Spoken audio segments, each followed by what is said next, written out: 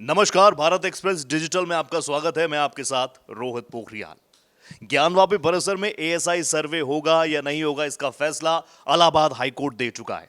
Allahabad high court ने साफ कर दिया है कि वहां पर एएसआई सर्वे होगा और कल सुबह से तमाम प्रक्रियाएं जो हैं वो शुरू हो जाएंगी। आज और कल का मामला यह है नहीं, सदियों पुराना मामला है। दोनों पक्षों की अपनी अपनी दलीलें हैं और अब ये पूरा मामला कोर्ट में भी चल रहा है। मुस्लिम पक्ष क्या कह रहा है इस फैसले के बाद, हिंदू पक्ष कितना ज्यादा उत्साहित है इस फैसले के बाद, और ग्राउंड जीरो पर माहौल क्या है, ये जानने की कोशिश करेंगे। मेरे साथ मेरे दो वरिष्ठ सहयोगी मेरे साथ जुड़ चुके हैं। तारुफ आपका करवा दूं। मेरे साथ भारत एक्सप्रेस उर्दू के संपादक खालिद रजा खान साहब हैं, बहुत स्वागत सर आपका। मेरे साथ भारत एक्सप्रेस हिंदी डिजिटल के संपादक अमृत तिवारी जी भी हैं। सबसे पहले खान साहब के पास ही चलते हैं। खान साहब, आज जो फैसला आया उसके बाद क्या कुछ रिएक्शंस आप तक पहुंच रहे हैं? रिएक्शन यह है कि जो मुस्लिम जो मुसलमानों की तरफ से जो मस्जिद की इंतज़ामिया कमेटी है वो सुप्रीम कोर्ट पहुंच गई है और सुप्रीम कोर्ट में उन्होंने अर्जी दाखिल की है कि ये जो सर्वे हो रहा है एएसआई के ज़रिए उस पर रोक लगाई जाए। और हालांकि जब वो पहुँचे सुप्रीम कोर्ट, तो साथ ही जो हिंदू पक्ष है, जो ज्ञानवापी, वो चाहता है कि ये काशी विश्वनाथ मंदिर के तो जिसको जो लोग मानते हैं उसको, वो पहुंच गया कैविएट लेकर कि जो मुस्लिम पक्ष जो गया है, जो इंतज़ामिया कमेटी गई है मस्जिद की, उसके पक्ष को सुनने के साथ साथ हमारा भी पक्ष सुना जाए, एक पक्ष को सुनकर फैसला न दिया जाए। तो अभी स्थिति यही है, यही खबरें आ रही हैं। हालांकि एएसआई का सर्वे जो है, जो हाईकोर्ट ने, जस्टिस दिवाकर ने जो कि सिंगल बेंच ने जो ऑर्डर दिया है वो जारी रहेगा। ये जस्टिस दिवाकर ने कहा है कि वो सर्वे जारी रहेगा, लेकिन अब सुप्रीम कोर्ट कैसे फैसला लेता है, कब तक फैसला लेता है, कितना लंबा समय लगता है, ये इसका इंतजार रहेगा। तो होल एंड सोल तो ये है कि कल जो है सर्वे शुरू हो जाएगा, सुबह 7 बजे के आसपास तमाम टीमें वहां पर पहुंच जाएंगी। मेरे साथ अमृत जी भी हैं। अमृत जी, हिंदू पक्ष कह रहा है ये हमारे लिए बहुत बड़ी जीत है। जी देखिए, बिना किसी अदालत की तरफ से अगर कोई कन्विक्शन जब तक नहीं आता है, इसको जीत हार के तौर पे नहीं देखा जाना चाहिए। अभी एक लिटिगेशन है और आप जानते हैं कि जब कोई हम दीवानी मामलों में कोई लिटिगेशन होता है तो वो 1-2 दिन या महीने की बात नहीं होती, उसमें एक लंबी प्रक्रिया होती है, प्रोसेस होते हैं, उसके साक्ष्य होते हैं, उस पर बात की जाती है। और रही बात इस पर्टिकुलर केस की, तो आप ये देखेंगे कि इसमें प्लेसेस ऑफ वर्शिप एक्ट 1991, जहाँ तक मेरा ख्याल है, ये एक बहुत बड़ा बिंदु है जिस पर अदालत जो फैसले लेगी वो ऐसा नहीं कोई भावनात्मक चीज़ों पे लेगी। वो इस एक्ट भी उसमें एक बड़े एक, अगर देखा जाए हिंदू पक्ष के नज़रिए से, तो एक बाधा के तौर पे ज़रूर आएगा। ठीक है, एक बात ये ज़रूर की जा रही है कि एएसआई जो है वो उसके जो है वैज्ञानिक परीक्षण करेगा। अब ये देखना है कि पिछली बार जिस तरह से सुप्रीम कोर्ट का रवैया था, अभी ये लोग सुप्रीम कोर्ट गए हैं, हालांकि जैसा कि सर बता रहे थे कि कैविएट भी दाखिल है, तो जाहिर तौर पे हिंदू पक्ष को भी सुना जाएगा। तो अब सुप्रीम कोर्ट पक्ष दोनों को सुनने के बाद क्या फैसला लेता है, क्या ये स्टे ऑर्डर देगा या नहीं देगा। वैसे अभी ये मामला जो है स्पष्ट होने में थोड़ा सा भी टाइम है, उसको देखना ज़रूरी है। लेकिन ये मान के चलिए कि अब जैसे कि जो हाईकोर्ट के जो जजमेंट रहा है उसके मुताबिक तो कल से अगर देखा जाए तो सर्वेक्षण का काम जो है वो शुरू हो जाएगा। लेकिन ये सर्वेक्षण होगा, सर्वेक्षण के बाद जो है इसकी रिपोर्ट जो है बाकायदा तैयार होगी, वो अदालत के पास जाएगी। ऐसा नहीं हो कि जब सर्वेक्षण हो रहा होगा तो उसकी मिनट दर मिनट जो है बातें बताई जाएंगी कि अब ये हो गया, इसका ये है, ये सब चीज़ें। ऐसा नहीं है, वो एक अदालती प्रक्रिया है, उसके तहत होकर के ही गुजरेगी। अब इसको ये देखना है कि दूसरी आप जो कह रहे थे उस पर मैं आता हूँ कि जीत और हार, ये असल में जो मैं कह रहा हूँ कि ये बहुत लंबी डिबेट चली जाएगी और ये अदालत भी इसमें पहुँचेगी कि अब ये बता रहे हिंदू और मुसलमान का पक्ष ये सिर्फ नहीं रह गया है। इसमें एक ताज़ा अपडेट ये है कि इसमें एक बौद्ध पक्ष भी शामिल हो गया है। वो त्रिशूल पे जो आकार और कृति बनी है उसको लेकर के बौद्ध पक्ष का दावा है कि यहाँ पे उनका जो है बौद्ध मठ था और उसके ऊपर ये बनाया गया है। और पिछले दिनों उत्तर प्रदेश में जो सपा के नेता है स्वामी प्रसाद मौर्य, उन्होंने ये डिबेट इसी पे एक जन्म उन्होंने ही पहली बार दिया कि देखिए ऐसा है कि बहुत सारे जो हिंदू मंदिर है वो बौद्ध, उन्होंने केदारनाथ बद्रीनाथ तक का भी जिक्र कर दिया था। खान साहब, क्योंकि सीधा सीधा सर ने जैसे बताया कि भैया हार जीत वाला तो ये तो हम समझते हैं कि माहौल बनाने की भी कोशिश है, लेकिन इसी क्रम में जब सूबे के चीफ मिनिस्टर ये कह दें कि ज्ञानवापी को मस्जिद कहना अपने आप में एक विवाद है, उसके बाद कैसे देख रहे हैं? देखिए, मेरी समझ के मुताबिक सीएम को फ़िलहाल, चूँकि कोर्ट में मामला लंबित है और अभी ये इस पर सुनवाई चल रही है, अभी कोई अंतिम फैसला नहीं आया है, तो सीएम को अपनी तरफ से एक जजमेंटल होके ये बयान अभी नहीं देना। ऐसा वो बयान अवॉइड किया जा सकता था क्योंकि इससे कई तरह के कंट्रोल, उसके बाद आप देख रहे हैं कि सीएम के बयान के बाद किस किस तरह के रिएक्शंस आ रहे हैं, बयान फिर उस पर काउंटर रिएक्शन। तो इससे बचा जा सकता था। इससे क्या है होता है कि पॉलिटिकली माहौल जो है गर्म हो जाता है और फिर ये इल्ज़ामात लगेंगे कि माहौल को गरमाने की कोशिश है, चुनाव करीब आ रहा है, उससे फ़ायदा उठाने की कोशिश की जा रही है। तो इसलिए ऐसे एक संवैधानिक पद पर होने के साथ ऐसी चीज़ों को, ऐसे बयानात को अवॉइड करें, क्योंकि एक जजमेंटल बयान था। इससे तारुफ रख रहे हैं आप? बिल्कुल, क्योंकि इससे पहले अभी तो कहा कि विवाद ज्ञानवापी को मस्जिद नहीं कहना चाहिए, इससे पहले भी 80-20 भी कोई भूला नहीं है। जी देखिए, मैं बात जो कह रहे थे ठीक है, वो लीगल पे जो बातें हैं वो सही है कि जब तक कोई फैसला नहीं होता है वो जजमेंटल उनको नहीं होना चाहिए। लेकिन अब देखिए, ये पब्लिक डोमेन में भी मसला है और ये पब्लिक डोमेन में आने के बाद ये मसला अदालत में उठा है। तो आप मान के चले कि इस पे लोगों की बहस होगी और इस पे जो जनप्रतिनिधि है वो भी अपनी प्रतिक्रिया देंगे। मुख्यमंत्री योगी आदित्यनाथ का भी वही पहलू मैं उस एंगल से देखता हूँ कि उन्होंने एक प्रतिक्रिया दी है। और जहाँ तक बात है कि उन्होंने कहा है कि दीवारों को देखे चीख चीख के बता देंगे कि क्या है। तो देखिए, मैं एक भारत देखता हूँ 1947 से पहले का, दूसरा भारत देखता हूँ 1947 के बाद का। और मुकम्मल तौर पे भारत अगर मेरे नज़रिए से देखेंगे तो मैं 1950 के बाद देखता हूँ, जब संविधान बन जाता है और देश एक संवैधानिक प्रक्रिया के चलती है।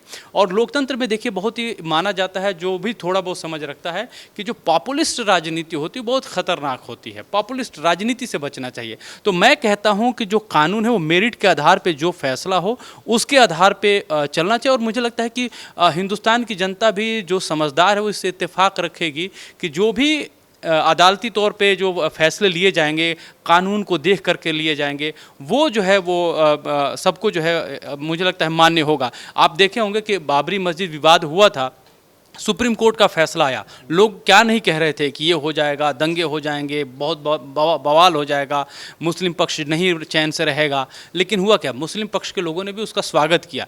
थोड़े बहुत कसक रही, जो बहुत लंबी लड़ाई, आप भी लड़ाई बहुत लंबी लड़ते हैं, हारते हैं तो थोड़ा रहता है, तो जो उसके पक्षकार थे उनको थोड़ी कसक थी। लेकिन अमूमन जो एक मेजॉरिटी ऑफ जो मुस्लिम समाज था उसको एक्सेप्ट किया कि चलो अदालत ने फैसला दिया, हम इसको मान लेते हैं। लेकिन अब वही पक्ष इस बात को लेकर के चिंतित हो गया है कि जिस तरह से आप कह रहे हैं कि सनातन सभ्यता की बात है, तो नो डाउट अगर इस देश में जाएंगे तो उसके पीछे बहुत सारे परतें निकलेंगी। तो हर जगह कहीं खोदेंगे तो मंदिर निकल जाएगा। अब उसी बात पे तो बौद्ध भी कह रहे हैं कि जनाब मंदिर भी निकलेगा तो अकेले थोड़ी सनातन का मंदिर निकलेगा, यहाँ पे जैन का भी मंदिर निकलेगा, बौद्ध का भी निकलेगा। अब इस बात को लेकर के जो है डिबेट यही ज़्यादातर बढ़ता जा रहा है। और यही एक डिबेट की बात थी जो नरसिम्हा राव के टाइम में इसको लेकर कहा गया कि भाई अगर हम हर चीज़ को इतिहास के चश्मे से देखेंगे तो विवाद गहरा होगा। ना सिर्फ मंदिर मस्जिद का होगा बल्कि मंदिर और बौद्ध स्तूप का होगा, मंदिर बनाम जैन मंदिर का होगा। तो अगर जो भी इतिहास का विद्यार्थी रहा वो जानता है पुष्यमित्र शुंग ने क्या किया था। सब जानते हैं कि पुष्यमित्र शुंग के काल में क्या हुआ था। हम सभी जानते हैं कि किस तरह से बौद्ध स्तूपों को ख़त्म किया गया, उनको नष्ट किया गया। बौद्धों का एक तरह से देखिए पूरे दुनिया में बौद्ध फल फूल रहे हैं, लेकिन जहाँ पे बुद्ध हैं वहीं पे बौद्ध को जो है अकाल पड़ा है, आबादी नहीं है। इससे साफ है, और जो भी लोग जानते हैं, थोड़ा बहुत पढ़े लिखे होते हैं, जानते हैं। इसी वजह को देखते हुए जो 1947 के बाद के जो भारत का जो एक जो रहा है, जो तस्वीर रही है, उसी के आधार पे एक कानून बनाया गया था, प्लेसेस ऑफ वर्शिप एक्ट। अब उसी को लेकर के जो अंजुमन इंतजामिया है वो भी यही तर्क दे रही है। और यही तर्क हालांकि बाबरी मस्जिद वाले विवाद में भी दिया गया था, लेकिन अब देखना है कि कोर्ट देखेगा, कोर्ट जो देगा लॉ एंड ऑर्डर के तहत जो भी मसले रहेंगे वो सुलझाए जाएंगे। क्योंकि अब तो मामला कोर्ट में है तो फिर ज़्यादा इस पर ज़्यादा टिप्पणी भी ठीक नहीं होगी। लेकिन सर, क्योंकि आपके पास व्यापक अनुभव है और ये मसला, जैसे मैं पहले भी कह रहा था, आजकल का है नहीं। अभी जो दोनों पक्षों की तरफ से दलीलें दी गई अब तक, आपको क्या लगता है ग्राउंड पर ज़्यादा मजबूत कौन है? क्योंकि जैसे ही फैसले आ रहे हैं, इलाहाबाद हाई कोर्ट से पहले सुप्रीम कोर्ट पहुंच गया था अंजुमन इंतजामिया कमेटी, तो यहाँ पर हिंदू पक्ष जो है उसने पहले ही इलाहाबाद हाई कोर्ट में कैविएट डाल दी थी। अब सुप्रीम कोर्ट की बात है तो वहाँ पर भी हिंदू पक्ष मजबूती के साथ कह रहा है कि भैया हमारी भी बात सुनिएगा, उसके बाद जो फैसला आप पारित करेंगे सबको सर्वमान्य है। तो अगर दोनों को देखा जाए ग्राउंड रियलिटी पर, मजबूत दावे किसके, जो दलीलें अब तक आई? एक पत्रकार के तौर पर मुझे ये ऐसे इस मामले में भी जजमेंटल नहीं होना चाहिए कि कौन सा पक्ष मजबूत है, किसकी दलीलें ज़्यादा मजबूत। दलीलों की मजबूती का फैसला करना ये एक अदालत का काम है। अब सबके अपने अपने दावे हैं। हम एज ए पत्रकार, हमारे पास जो खबरें आती हैं हम उसको उसी नज़रिए से देखते हैं, वैसा ही पेश करते हैं कि ख़बरों का फेस वैल्यू क्या है। हम उसके डीप एनालिसिस में ऐसे जो भी मामले अगर सब्जुडिस्ड होते हैं, वैसे मामलों में डीप एनालिसिस करने के बाद हम अपनी रिपोर्ट नहीं लिख सकते, बहुत सारी मजबूरियां भी होती हैं। इसलिए हम ऑन एयर हम इस जजमेंटल भी नहीं होंगे कि किसकी दलील मजबूत है और किसकी कमज़ोर है। अगर मैं ये बात कह दूं यहाँ पर तो समझिए कि ये मेरी तरफ से एक फ़ैसला हो जाएगा, ये मेरा ओपिनियन होगा कि हाँ मैंने ये मान लिया है। इसलिए इस बात पर हमें मतलब अपनी टिप्पणी नहीं करनी। लेकिन आजकल हम लोग जब देखते हैं तो हम बॉडी लैंग्वेज को लेकर भी काफ़ी तरह की बातें करते हैं कि भैया किसकी बॉडी लैंग्वेज ज़्यादा कॉन्फिडेंट है। अब अगर अंजुमन इंतज़ामिया कमेटी, क्योंकि वाराणसी जिला कोर्ट में भी जब फैसला रिजर्व रख लिया गया था, उससे ठीक पहले ये बयान आया कि न्यायपालिका भी सरकार के दबाव में काम कर रही है। मैं इस पर बोलूँगा। देखिए है क्या कि उसका कारण है, जो आप कह रहे हैं कि कॉन्फिडेंस हिला रहना, उसका कारण है। जो देखिए असल में बात यह है कि जो मैं कह रहा हूँ कि खोदेंगे तो बहुत गहरे तक जाएंगे। उसका सबसे बड़ा कारण, मैं बनारस में रहा हूँ, मैंने वहाँ पढ़ाई लिखाई की है वहाँ के विश्वविद्यालय में। तो मैंने एक चीज़ देखी, जो वहाँ पे पुराने जो लोग आते हैं, चाहे लोग कोई भी जाता है तो उस एरिया से गुजरेगा तो वहीं पे मस्जिद, लेकिन आपको बड़ी एक अच्छी बात भी बताऊँगा, वहीं पे लोग हैं वो कहेंगे कि पुराना विश्वनाथ मंदिर, ठीक वैसा बोलते हैं, मैं बता रहा हूँ, क्योंकि पीछे दीवार कई बार वो मत्था टेक के निकल जाते हैं। तो वो एक वहाँ पे रहा है। लेकिन इसको लेकर के मैं कहूँ कि हमारे टाइम में, मतलब जब मैं था, आपको जो बता रहा हूँ, जो कालखंड 2004 से 10 के बीच जो आदमी देखा वहाँ पे, 2002 से लेकर के 10 तक, तो वहाँ पे ऐसा था कि लोग पूजा करते थे। ये एक अंदर बनारस के जनमानस में था कि भाई ये बाबा जो है उनका पुराना जो है मंदिर जो है यही है, ठीक है। लेकिन ये इसको लेकर के अब कोई जो है एक तरह से दावे की तरह उनको एक एक्सेप्टेंस थी कि भाई यहाँ पे एक मंदिर है, जो आपको बता रहा हूँ जनमानस में बनारस के लोगों में बैठा हुआ है, ठीक। और ये हर तबका उस चीज़ को जो है स्वीकार भी कर रहा था, ये भी आपको बता देता हूँ। लेकिन दावा किसका है, जैसे मान के चलिए कोई चीज़ होगी, दावा किसका है, तो दावे के तौर पर अगर देखा जाए तो वहाँ पर मस्जिद दिखाई दे रही थी, और वहीं पर जो है लोग वजू करने भी, आपको बता दूँ कि घाट पर आते थे, वहाँ से वजू करके गंगा में और जा करके वहाँ पर नमाज भी अदा कर रहे थे।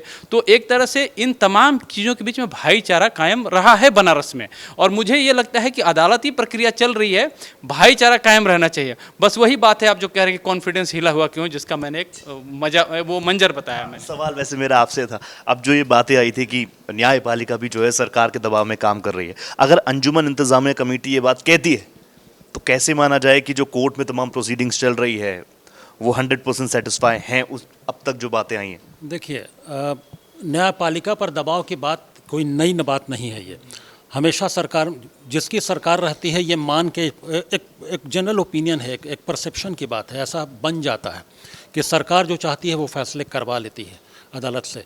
ये इसमें सच्चाई कितनी है, ये एक यानी इस पर लंबी डिबेट हो सकती है, लेकिन आम तौर पर ये पब्लिक में होता है, अच्छा उनकी सरकार है तो अदालत उसी हिसाब से फैसला देगी। तो ये इल्ज़ाम, काउंटर एलिगेशन, ये सब चलते रहेंगे, और विपक्ष में जब होते हैं लोग तो उनको लगता है कि नहीं, सब अदालत जो है सरकार के दबाव में ऐसा फैसला दे रही है। लेकिन हमको उस पर अभी फ़िलहाल नहीं जाना चाहिए, वो इल्ज़ामात और फिर उसका काउंटर वो तो आते रहेंगे। अच्छा, वर्शिप एक्ट 1991 का जिक्र सर ने भी किया, अमृत जी ने किया, बार बार कहीं ना कहीं मूल मुद्दे में ये चीज़ आती है, जब से हम इस तमाम चीज़ों को देख रहे हैं वर्ड उठ के आ रहा है, और अब आम जनमानस भी समझना चाह रहा है कि भैया वर्शिप एक्ट 1991 है क्या। उसमें यही था कि 47 के बाद जिसका जो स्वरूप है उसको बदला ना जाए।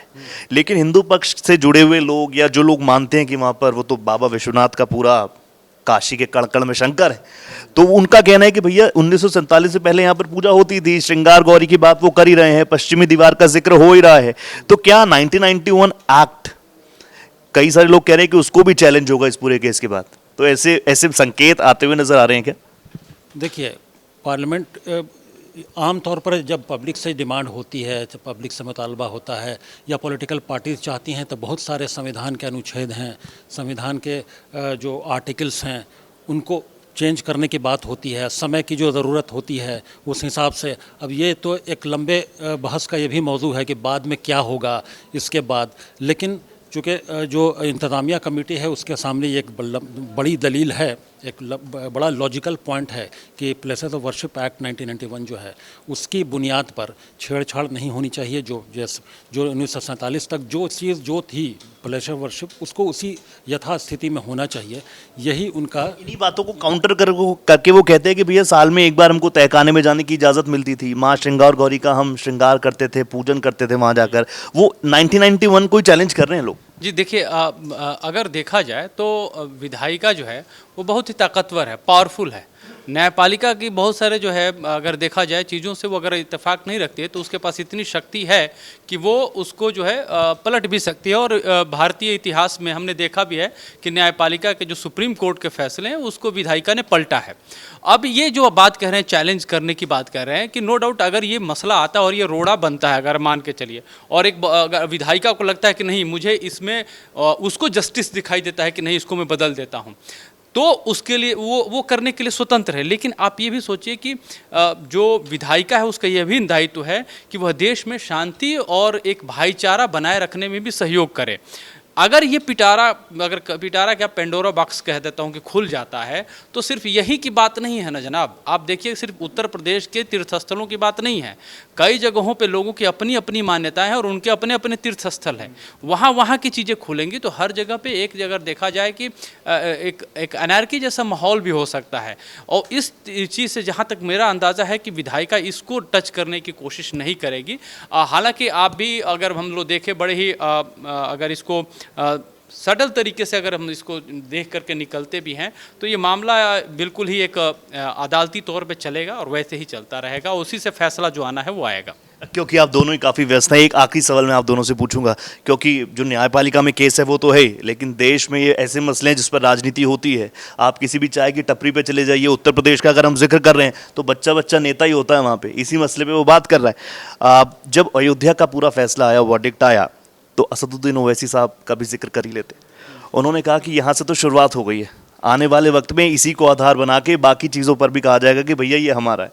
और कहीं ना कहीं वो चीज़ें अभी भी एक तबका है जो इन तमाम चीज़ों को एंडोर्स भी कर रहा है, आगे भी बढ़ा रहा है। अब पहले कहा जाता था कि भैया अयोध्या, काशी, मथुरा, अगर मुस्लिम समुदाय अपने आप ही ये तमाम चीज़ें आगे बढ़कर दे कि जो ऐतिहासिक भूल हुई है, क्योंकि ये शब्द मैं इसलिए इस्तेमाल कर रहा हूँ क्योंकि अभी योगी जी ने भी इसी शब्द का ऐतिहासिक गलती हुई है, तो आने वाले वक्त में कुछ इस दिशा में ऐसा माहौल बनता हुआ नजर आ रहा है, या फिर जो दो पक्ष है जो लंबे वक्त से, एक पक्ष कहता है भैया हमारा है, दूसरा कहता है हमारा है, और बीच का एक और पक्ष जो कहता है कि सिर्फ माहौल बन रहा है, उस पर कुछ बदलाव आने वाले वक्त में? देखिए, कहीं ना कहीं पर तो रोक लगानी पड़ेगी इसको।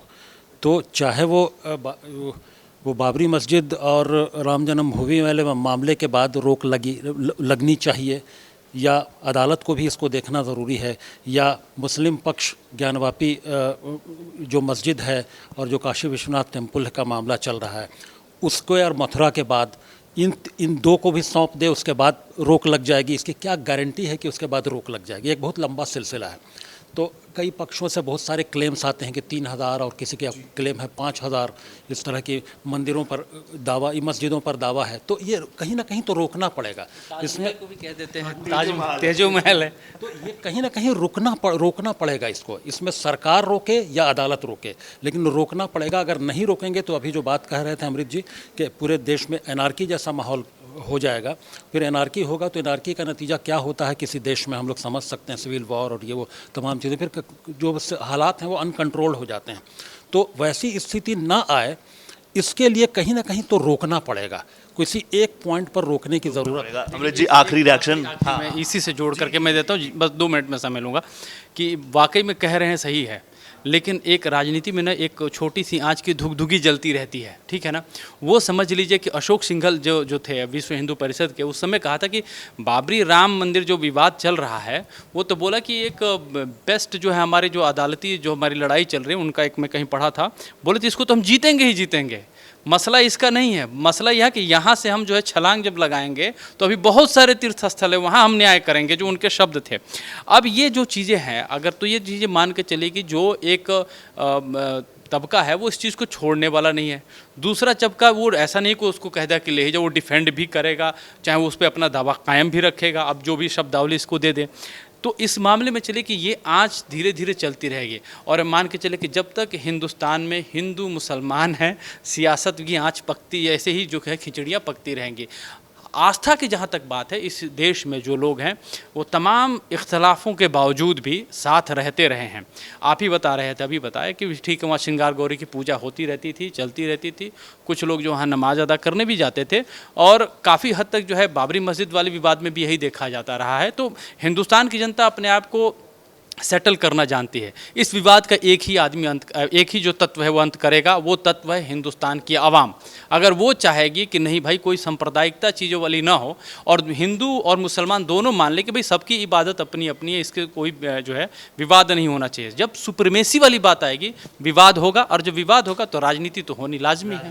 होनी लाजमी है। और पिछले साल मैं खुद गया था ज्ञानवापी, जब ये पूरा सर्वे शुरू हुआ था लास्ट ईयर, तो वहाँ पर कई सारी दुकानें कॉरिडोर के बाहर, वहाँ पर एक मुस्लिम शख्स है, उनकी दुकानें, लस्सी वस्सी हम पी रहे थे वहाँ पे, तो वहाँ पर भी ऐसी बात शुरू हुई। वहाँ जाकर हिंदू मुसलमान जैसा कोई फैक्टर नज़र नहीं आता। जब उनसे मैंने पूछा तो उन्होंने कहा जो बाबा की मर्जी होगी वही होगा। ये एक मुस्लिम दुकानदार की, और ऐसा माहौल है काशी में। और काशी इस वक्त जिस तरीके के तमाम रिएक्शंस आ रहे हैं, जिस तरह की रिपोर्ट्स आ रही है, पल पल का अपडेट आपको भारत एक्सप्रेस डिजिटल देता रहेगा। यहाँ पर शोर शराबा नहीं, सनसनी नहीं, वही डिटेल रिपोर्ट आपको सौंपी जाएगी जो इस वक्त ग्राउंड जीरो पर माहौल होगा। इसी तरह की और खबरों के लिए और चर्चाओं के लिए आप जुड़े रहिएगा भारत एक्सप्रेस डिजिटल पर। नमस्ते।